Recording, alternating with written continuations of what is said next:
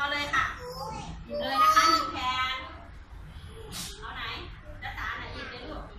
ด้านซ้ายหยิบเลยเอาลูกมาเนาะไอติมลูกมาเลยค่ะมาลูกมาน้ำแข็งลูกมาค่ะต่อไปแถวเด็กชายแถวนี้ลุกขึ้นมาลุกขึ้นยืนตรงยืนตรงเข้าแถวอย่าล้ำแนวยืนเรียงกันอย่ามัวแช่เชือนเดินตามเพื่อนให้ทัน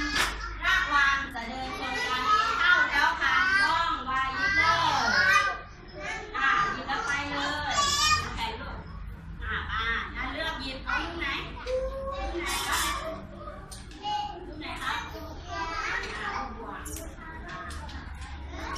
แล้วไหนแล้วเอาลูกไก่หยิบเลยค่ะเลือกได้ที่ของเราเลยเอาไหนคะลูกไก่หยิบเลยเข้าบ้านหยิบไหนลูก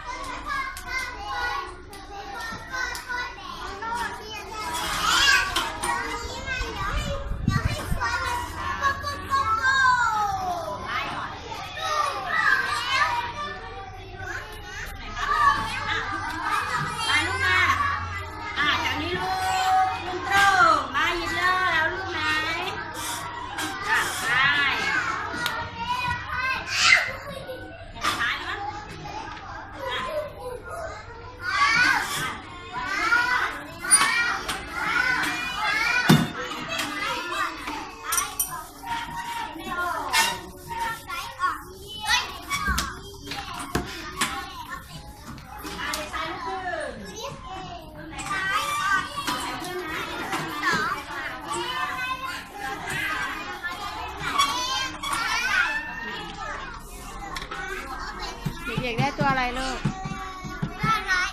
หนูได้ไลออนหนูได้แบร์ตั้งใจทำนะคะไม่คุยกันนะลูก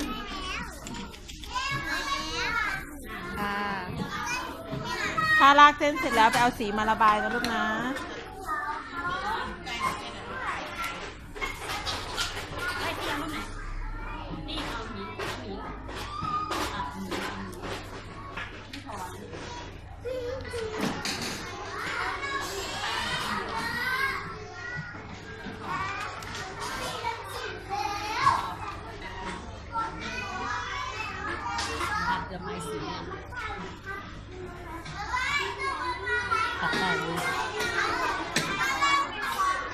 ไหนเขียนเส้นตามรอยเส้นป่าหรือยังคะไหนตั้งกระดาษขึ้นหยิบดินสอมาก่อนนะคะหยิบดินสอ